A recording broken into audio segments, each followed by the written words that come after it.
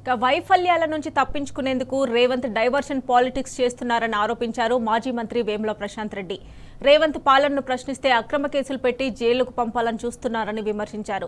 రుణమాఫీ విషయంలో ప్రభుత్వం విఫలమైందన్నారు ప్రశాంత్ రెడ్డి. రైతు భరోసాపై రేవంత్ వ్యాఖ్యలతో అన్నదాతలు ఆందోళనలో ఉన్నారని అన్నారు. మహాలక్ష్మి పేరుతో మహిళలను కాంగ్రెస్ మోసం చేసిందని ప్రశాంత్ రెడ్డి స్పష్టం చేశారు. పాలిటిక్స్ చేయడం అంటే ఇవాళ రైతు భరోసా 15,000 నుంచి 12,000 దించిండు, మాట తప్పిండు. ఒక రైతు భరోసా ఎగ్గొట్టిండు.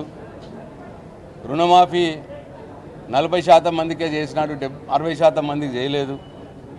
రైతులలో ఫెయిల్ అయినాడు. మహిళలకు కోడలికి 2,500 ఇస్తా అన్నాడు, అత్తకు 4,000 ఇస్తా అన్నాడు, తులం బంగారం ఇస్తా అన్నాడు. ఇట్లా అన్ని విషయాల్లో ఆయన ఫెయిల్ అయినాడు. కాబట్టి ప్రజల్ని ఆయన వైఫల్యాల నుంచి దృష్టిని మరచడానికి ఇటువంటి అరెస్టుల డ్రామాలు ఇవాళ చేస్తూ ఉన్నాడు, డైవర్షన్ పాలిటిక్స్ చేస్తూ ఉన్నాడు. ఇది నంబర్ 1.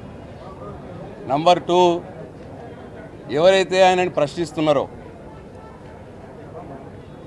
ఆయన హామీలు నెరవేర్చకపోతే ఎవరైతే ఆయనని అడుగుతున్నారో, ఎవరైతే గట్టిగా నిలదీస్తున్నారో వాళ్ళందరినీ జైళ్ళల్లో పెట్టాలి.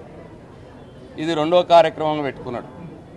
ఈ 2 తప్ప పాలన మొత్తం గాలికి వదిలేసి ఢిల్లీకి 30 సార్లు పోయొచ్చిండు. ఇక్కడ అన్ని అక్రమాలు చేసుకుంటూ ఢిల్లీకి మూటలు పంపించడం, ఇది తప్ప ప్రజల సంక్షేమం ఏమాత్రం పట్టించుకున్నటువంటి ఒక దౌర్భాగ్యమైన ముఖ్యమంత్రి రేవంత్ రెడ్డి.